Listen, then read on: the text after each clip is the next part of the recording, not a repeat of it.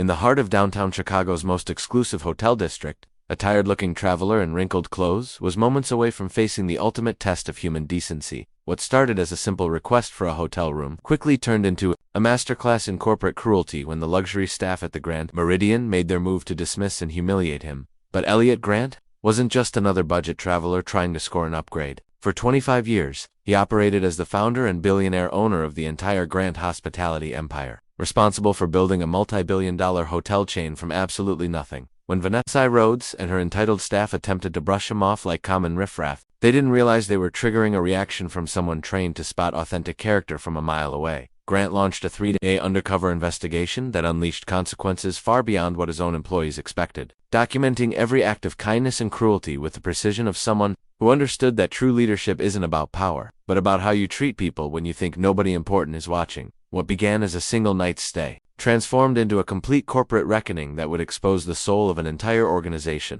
After that week, the Grand Meridian would never forget the name Grant, and one humble employee would discover that genuine kindness always finds its way back to you, often in ways you never imagined possible. Before we dive into this incredible story, let me ask you something. Have you ever been treated differently based on how you look or what you're wearing? This story will hit close to home for anyone who's ever felt invisible or judged by appearances.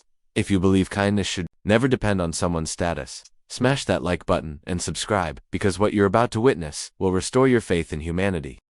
The glass towers of downtown Chicago caught the late afternoon sun, casting golden shadows across the marble entrance of the Grand Meridian Hotel. Through those gleaming doors, Elliot Grant stepped quietly into the world he'd built from nothing and barely recognized anymore. Gone was the tailored suit that had graced Forbes covers. Instead, he wore a wrinkled travel jacket, carried a worn duffel bag, and moved with the weary shuffle of someone who'd spent too many hours in airport terminals. His gray hair was slightly disheveled, his designer glasses replaced with drugstore frames paints to the bustling lobby. He was invisible exactly as he'd intended. The Grand Meridian's atrium soared 4 stories above him, all polished granite and cascading water features. 20 years ago, he'd sketched this very space on a napkin, in a diner, dreaming of a place where every guest would feel like royalty. Now, watching his staff in action, he wondered if that dream had died somewhere along the way. Near the concierge desk, a cluster of 20-somethings with ring lights and designer luggage commanded the attention of 3 staff members. Their voices carried across the marble expanse something about content creation and brand partnerships. Behind them, an elderly couple stood patiently, ignored, their simple suitcases marking them as unworthy of immediate attention. Elliot approached the front desk, where a young woman with perfectly styled hair was typing furiously on her phone. Her name tag read Ashley. She didn't look up. "Excuse me," Elliot said softly, "I'd like to check in." Ashley's eyes flicked toward him briefly, taking in his modest appearance with practiced assessment. "Do you have a reservation?" "I was hoping you might have something available, just for the night." She sighed, as if his request was an inconvenience. "We're completely booked. There's a Hampton and about 6 blocks down. They might have something in your price range." Behind Ashley, Elliot could see the reservation system's screen. 3 suites showed as available. His jaw tightened almost imperceptibly. "I see," he said quietly. "Could you perhaps check again? I don't mind paying premium rates." Ashley's attention had already returned to her phone. "Like I said, we're full. Security is by the door if you need directions." Across the lobby, Vanessa Rhodes emerged from the elevator bank like a force of nature. Her heels clicked against marble with military precision, her blazer sharp enough to cut glass. She was everything modern hospitality claimed to be: polished, efficient, intimidating. She swept past Elliot without a glance, heading straight for the influencers. "Welcome to the Grand Meridian." Vanessa's voice transformed into silken honey. "I'm Vanessa Rhodes, the general manager. How can we make your stay absolutely perfect?" One of the influencers, a girl barely out of college, with purple hair and designer everything, squealed with delight. "Oh my God, you're like so professional. We need the presidential suite. Our followers are expecting nothing but luxury content." "Of course," Vanessa purred. "Marco, handle their luggage immediately." Marco, a bellhop in his 30s with the slouched posture of the chronically unmotivated, reluctantly pocketed his phone and shuffled over. His uniform was wrinkled, his smile forced. Elliot watched this theater of false hospitality, remembering when he'd personally greeted guests, when every staff member understood they were creating experiences, not just processing transactions. The disconnect between his vision and this reality hit him like a physical blow. "Excuse me, sir." The voice was quiet, respectful. Elliot turned to see a young man with kind eyes and genuine concern etched across his face. His name tag read Jamal Reyes Guest Services. Unlike the others, Jamal looked directly at Elliot, seeing not a profit margin or social media metric, but simply another human being. "I couldn't help but overhear," Jamal continued. "You're looking for a room." Elliot nodded, curious about this anomaly in his staff. Jamal glanced around, then leaned closer. Ashley's having a rough day, but let me see what I can do. Sometimes rooms become available last minute. He paused, studying Elliot's face. You look tired, sir, like you've been traveling a long time.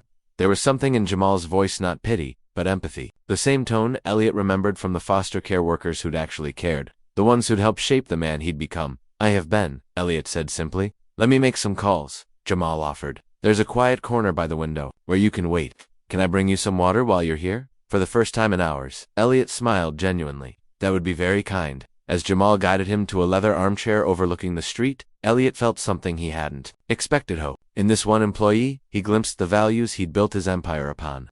But was Jamal an exception? Or had Elliot simply not looked hard enough? Marco brushed past them, juggling designer luggage toward the gold-plated elevators. He bumped Elliot's shoulder without acknowledgement, too busy texting to notice or care. Sorry about that, Jamal said quietly. He's usually more careful.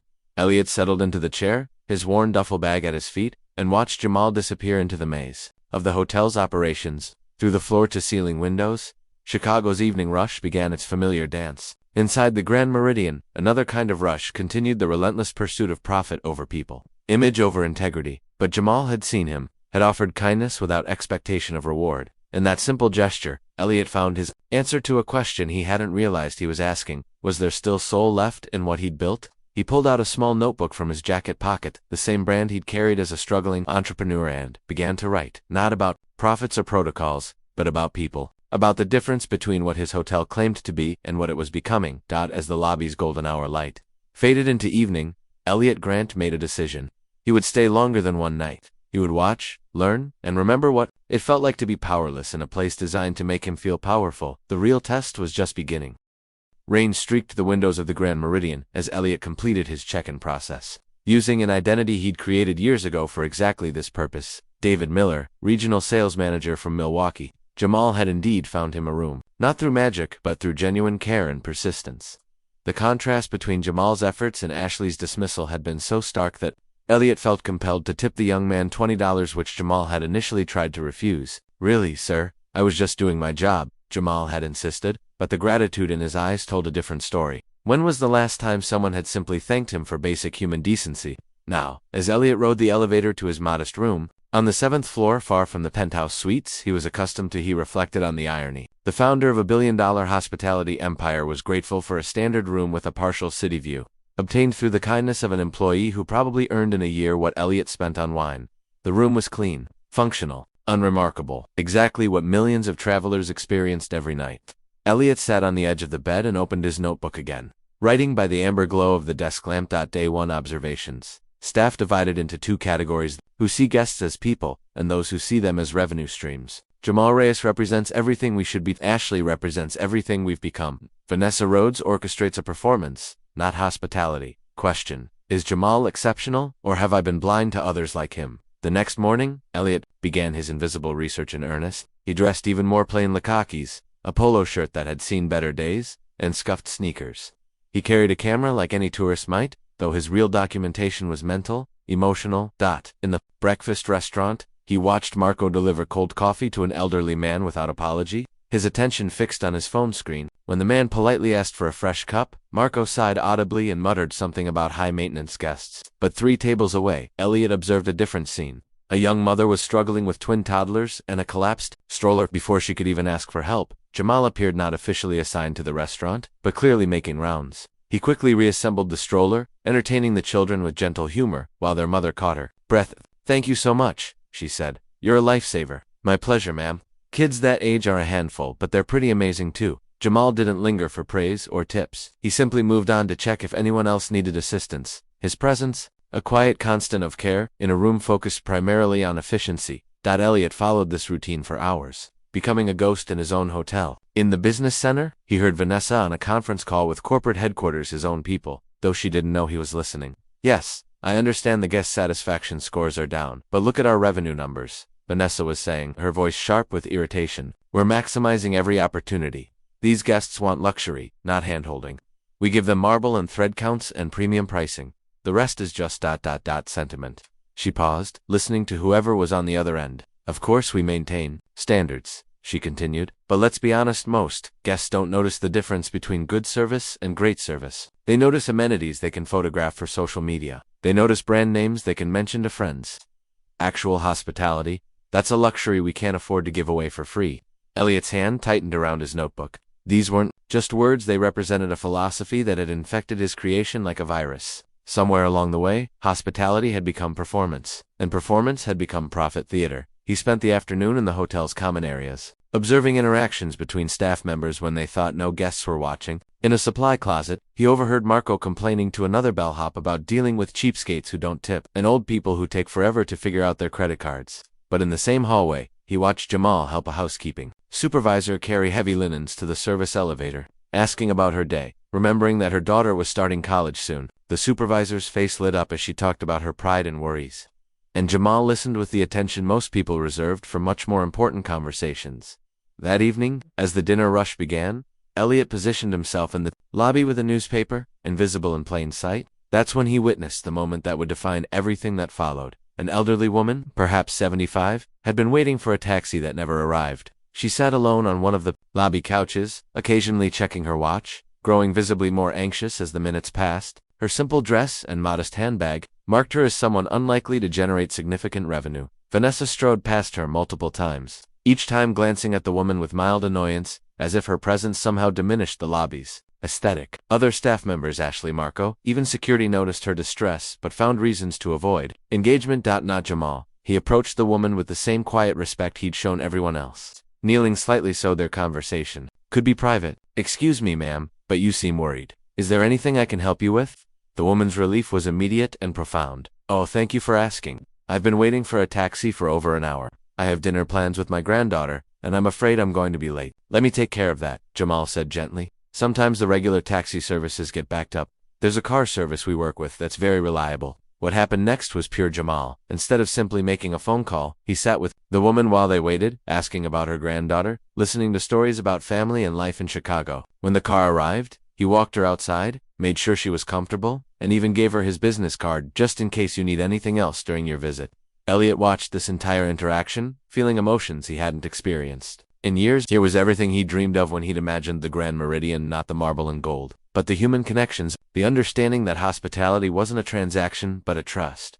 As the woman's car disappeared into Chicago traffic, Elliot made his decision. Tomorrow, he would create a situation that would reveal the true character of his staff, not through corporate evaluations or mystery shopper reports, but through a moment when kindness would be its own reward or its own test. He returned to his room and wrote late into the night, planning not just an experiment but a reckoning. Somewhere in the building below him, Jamal was probably finishing his shift, unaware that he'd already passed the most important evaluation of his career, and somewhere else, Vanessa was likely reviewing revenue reports, equally unaware that her own judgment day was approaching with the quiet inevitability of morning light. The third day dawned humid and oppressive, with the kind of Chicago heat that made even the marble lobby of the Grand Meridian feel close and stifling. By noon, the combination of summer weather and broken air conditioning in the entrance area had created a perfect storm of discomfort that would test everyone's character. Elliot positioned himself strategically in the lobby, dressed in his now familiar guise of forgettable traveler. He'd been observing the morning shift change, noting how Vanessa had berated 2 housekeeping staff members for moving too slowly, while simultaneously posting Instagram stories about the hotel's commitment to excellence. The elderly woman, who would change everything, arrived at 12:47 p.m. Margaret Chun was 78 years old, though she moved with the determined grace of someone who refused to acknowledge her limitations. She wore a simple floral dress, carried a worn leather purse, and had the slightly overwhelmed expression of someone navigating an unfamiliar environment. She'd come to the Grand Meridian for her grandson's college graduation dinner, a splurge she'd been saving for all year. Elliot watched her approach the concierge desk, where Ashley was engaged in an animated phone conversation about weekend plans. Margaret waited patiently, checking the address on a piece of paper. Then, clearing her throat softly, Ashley held up one finger in a wait gesture without looking up. Margaret waited another 5 minutes, then approached the front desk, where Marco was supposed to be managing guest services, but was instead scrolling through TikTok videos with his phone barely hidden behind the computer monitor. "Excuse me," Margaret said politely. "I'm meeting my family for dinner, but I think I might be in the wrong place. Could you help me find the Sapphire Room?" Marco glanced up with barely concealed irritation. "Lady, the Sapphire Room is private dining. You need a reservation." "Oh, I have one," Margaret said, fumbling with her purse. "My grandson made it. Let me find the confirmation." But before she could locate the paper, The inevitable happened. The combination of stress, heat, and the overwhelming grandeur of the lobby proved too much. Margaret's knees buckled, and she sank toward the marble floor, her purse spilling its contents across the glossy surface. The lobby, which had been buzzing with activity, suddenly focused on this moment of human vulnerability. Marco looked around as if hoping someone else would handle the situation. Ashley finally ended her phone call but remained frozen behind the concierge desk, unsure whether to approach or retreat. Vanessa emerged from the elevator bank at precisely that moment, took one look at the scene, and made a calculation that revealed everything about her character. An elderly woman on the floor was not a brand-enhancing image. Her first instinct was damage control, not care. "Someone call the paramedics," she said crisply, but her tone suggested this was more about liability than compassion. "And let's clear this area for other guests." But Jamal had already moved. He'd been restocking brochures at the concierge desk when Margaret fell, and his response was immediate and instinctive. He rushed to her side, kneeling on the marble without concern for his uniform, his hands gentle, but confident as he helped her into a sitting position. "Ma'am, are you okay? Here, let's get you comfortable," he said, his voice calm and reassuring. "Don't worry about anything else right now. Just focus on breathing." Margaret's eyes were wide with embarrassment and fear. "I'm so sorry. I don't know what happened. I was just feeling dizzy. Heat can do that," Jamal said gently, already signaling to someone for water. "And these marble floors are unforgiving. There's nothing to apologize for." Elliot watched this scene unfold with growing emotion. Here was the moment he'd been waiting for, not planned or orchestrated, but arising naturally from the intersection of human need and human response. While Vanessa stood at a safe distance, managing optics, and while other staff members gawked or retreated, Jamal was fully present. He helped Margaret to a nearby chair, gathered her scattered belongings with careful attention to her dignity, and brought her a glass of water, along with a cool, damp towel for her forehead. "You were looking for the sapphire room?" Jamal asked. Once Margaret had caught her breath. "That's on the 3rd floor. But let's make sure you're feeling steady first." "My grandson will be worried," Margaret said, checking her watch. "I'm supposed to meet him in 10 minutes. Would you like me to call up and let them know you're here, but just need a moment?" Jamal offered. "What's the name on the reservation?" As Jamal made the call, Elliot found himself standing and walking over, not as the hotel's owner, but as another human being drawn to this circle of genuine care. "Excuse me," Elliot said quietly to Jamal. "Is there anything I can do to help?" Jamal looked up, recognition flickering in his eyes, not of Elliot's true identity, but of the quiet man who'd been around the hotel for the past few days. "Actually, yes. Could you help me walk with Mrs. Chen to the elevator? She'd probably feel more comfortable with someone her own age nearby." The simple assumption that Elliot was someone her own age might have offended a billionaire accustomed to deference. Instead, it touched him deeply. Jamal saw not a powerful figure to impress, but simply another person who might offer comfort to someone in need. Together, they helped Margaret to the elevator. Jamal pressed the button for the 3rd floor and rode up with them, making gentle conversation about Margaret's family, her flight from Seattle, her excitement about her grandson's achievement. By the time they reached the sapphire room, Margaret was laughing softly at one of Jamal's stories about his own grandmother. "You remind me of her," Margaret told Jamal as they approached the private dining room. "She always said kindness was the most important thing you could give someone because it costs nothing but means everything." Jamal's smile was genuine, unguarded. "She sounds like a wise woman." "She was," Margaret said, squeezing his hand. "And so are you." As they handed Margaret over to her waiting family, her grandson's face flooding with relief and gratitude, Elliot and Jamal found themselves alone in the hallway outside the sapphire room. "Thank you," Elliot said simply. "For helping her." "For helping me help her." Jamal shrugged, but not dismissively. "Anyone would have done the same thing." "No," Elliot said, thinking of all the people who had not done the same thing. "Not everyone would have. You saw someone who needed help, and you helped. You made her feel valued, not like a problem to be solved." They stood in comfortable silence for a moment, two men from vastly different worlds, united by the simple recognition of human decency. "You know what the world needs more of?" Elliot said finally. "People like you." Jamal looked at him with curiosity, perhaps sensing something deeper in the words. But the elevator arrived before either could explore the moment further. As they rode down together, Elliot made his final decision. Tomorrow morning, Jamal would discover that kindness had been noticed, that integrity had value, that the small acts of human connection he performed daily had been witnessed by someone who understood their true worth. And others would discover that cruelty, indifference, and the reduction of people to profit margins also had consequences. The elevator doors opened onto the lobby, where Vanessa was directing housekeeping to clean up the area where Margaret had fallen, as if erasing any trace of vulnerability. From her pristine environment, neither she nor anyone else noticed the quiet man in the wrinkled polo shirt as he crossed the marble expanse toward the hotel exit. In a few hours, Elliot Grant would make some phone calls. By morning, several lives would change forever. But for now, he simply walked out into the Chicago afternoon, carrying with him the memory of one young man who had restored his faith in the possibility that business could still have a soul.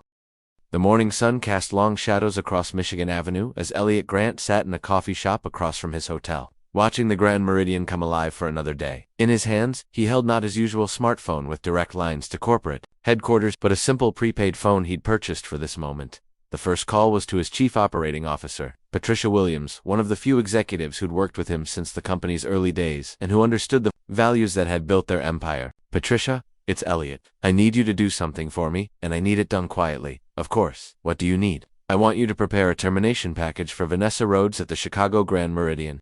Generous severance, but immediate termination. She's created a toxic culture that's destroying everything we built." Patricia paused. "Elliot, what's happening?" "You've been off the grid for days, and now I've been at the hotel," Elliot said simply, "seeing what we've become. Vanessa will be removed today. I want you to personally handle the transition, and I want Jamal Reyes from guest services promoted to interim guest relations manager immediately." "Jamal Reyes? I don't think I know him." "You will," Elliot said. "He's everything. We should be." The second call was to the hotel's human resources department, initiating the process that would reshape the Grand Meridian's leadership within hours. The third call was to his personal attorney, arranging for a specific financial transaction that would change one young man's life. By 9 a.m., Elliot was back in the hotel lobby, invisible in his familiar disguise, watching the morning shift begin. Jamal arrived precisely on time, greeting colleagues with his characteristic warmth, checking on the elderly couple from yesterday's breakfast service, ensuring that Margaret Chun, who had decided to extend her stay, was comfortable and had everything she needed. At 9:30,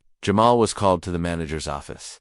Elliot positioned himself where he could observe the third-floor administrative area without being seen. He watched Jamal's face as the young man knocked on Vanessa's door, straightening his tie with the nervous precision of someone who'd been called to see the principal. But Vanessa wasn't there. At exactly 9:15, Patricia Williams had arrived at the hotel with 2 corporate security officers and a termination letter that ended Vanessa Rhodes' career with surgical precision. By 9:25, Vanessa was clearing out her office, her corporate keys and access cards already deactivated. Her reign of cold efficiency officially ended. The person waiting for Jamal in the manager's office was Patricia herself, along with the hotel's human resources director and a sealed envelope that would redefine his understanding of kindness and consequence. "Mr. Reyes," Patricia said as Jamal entered, his confusion evident. "Please, have a seat. I'm Patricia Williams, the Chief Operating Officer for Grant Hospitality Group. I'm here to discuss your future with the company."